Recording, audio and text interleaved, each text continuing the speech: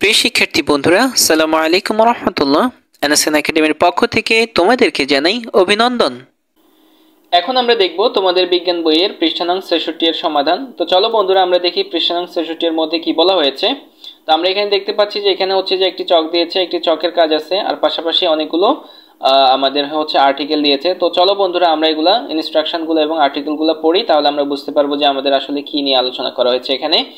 তো আমরা একদম টপের মধ্যে এখানে দেখতে পাচ্ছি যে হেডিং দেওয়া হয়েছে যে সপ্তম সেশন, আর এখানে বলা হয়েছে যে তোমার মতো তোমার বন্ধুরাও তাদের নিজ নিজ বাসার রান্নাঘরের তৈজসপত্র সম্পর্কে তথ্য নিয়ে এসেছে।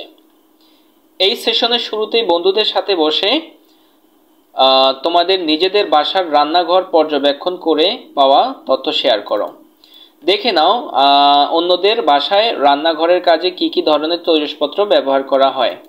আচ্ছা, তারপরে বলা হয়েছে যে সবার পাওয়া তথ্য দেখে বুঝতেই পারছো কিছু উপাদান দিয়ে তৈরি জিনিস পড়ে গেলে ভেঙে যাওয়ার ভয় থাকে, যেমন মাটি বা হচ্ছে কাঁচের তৈরি থালা বাসন। আবার কিছু জিনিস হাত থেকে পড়ে গেলে সহজে ভাঙে না, বরং বেঁকে যায়, ঝনঝন শব্দ করে, যেমন তামা, স্টিল বা হচ্ছে অ্যালুমিনিয়ামের হাঁড়ি পাতিল।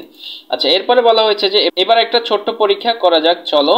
তো এখানে দেওয়া হয়েছে যে প্রয়োজনীয় সামগ্রী কি কি। এখানে অ্যালুমিনিয়াম বা হচ্ছে যে কোনো ধাতুর দণ্ড বা তার, প্লায়ার, কাপড়ের টুকরো, দিয়াশলাই, মোমবাতি বা স্পিরিট ল্যাম্প।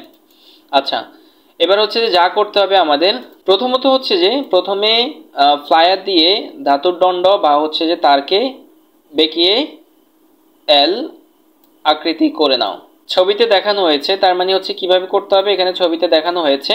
এবার এর এক প্রান্তে মোটা কাপড় পেঁচিয়ে নাও, অন্য প্রান্ত উন্মুক্ত রাখো, মানে এক প্রান্তে মোটা কাপড় পেঁচিয়ে নিবে, অন্য প্রান্ত হচ্ছে খালি রাখবে।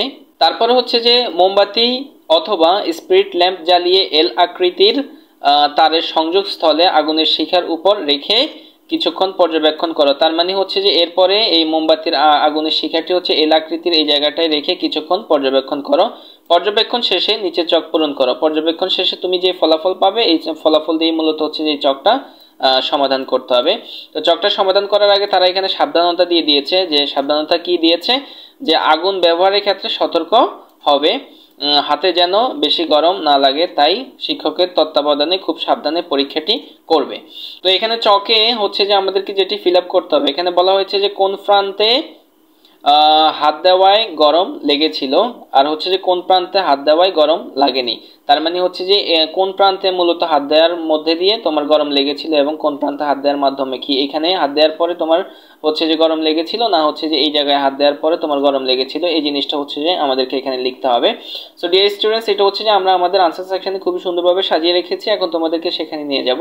আর যাওয়ার আগে তোমাদেরকে বলে নিচ্ছি, যদি আমাদের ক্লাসগুলো তোমাদের কোনো উপকারে আসে অবশ্যই আমাদের চ্যানেলটি সাবস্ক্রাইব করো এবং আমাদের ভিডিওগুলোতে লাইক দিয়ে আমাদের সঙ্গে থাকো। আর আমাদের সঙ্গে থাকার জন্য তোমাদেরকে অসংখ্য ধন্যবাদ। এই হচ্ছে আমাদের ষষ্ঠ শ্রেণী বিজ্ঞান বই ৬৬ পৃষ্ঠার সমাধান। তা আমরা হচ্ছে যে এটাকে এভাবে দিয়েছি যে হচ্ছে যে কোন প্রান্তে হাত দেওয়ায় গরম লেগেছিল, তার মানে হচ্ছে উন্মুক্ত প্রান্তে, যে এই অংশটুকুতে হাত দেওয়ার পরে হচ্ছে গরম লেগেছিল, কারণ এটা হচ্ছে যে আগুনটা হচ্ছে যে এখানে পরিবহন হচ্ছে, এই জন্য হচ্ছে যে এখানে হাত দেওয়ার কারণে এটি গরম লেগেছিল। আর হচ্ছে যে কোন প্রান্তে হাত দেওয়ায় গরম লাগেনি, সেটা হচ্ছে কাপড় পেঁচিয়ে রাখা প্রান্তে হাত দেওয়ার কারণে গরম লাগেনি, কারণ হচ্ছে যে এখানে যে আগুনটার মাধ্যমে যেই হচ্ছে যে এই প্রান্তটি গরম হয়েছিল, কিন্তু হচ্ছে যে এটা ন্যাকড়াটার কারণে বা কাপড়টার কারণে হচ্ছে যে এই গরমটি অনুভূত হয়নি। তো মোটামুটি হচ্ছে যে এই ছিল আমাদের পৃষ্ঠা নং ৬৬ সমাধান। আর আমাদের সঙ্গে থাকার জন্য তোমাদেরকে অসংখ্য ধন্যবাদ।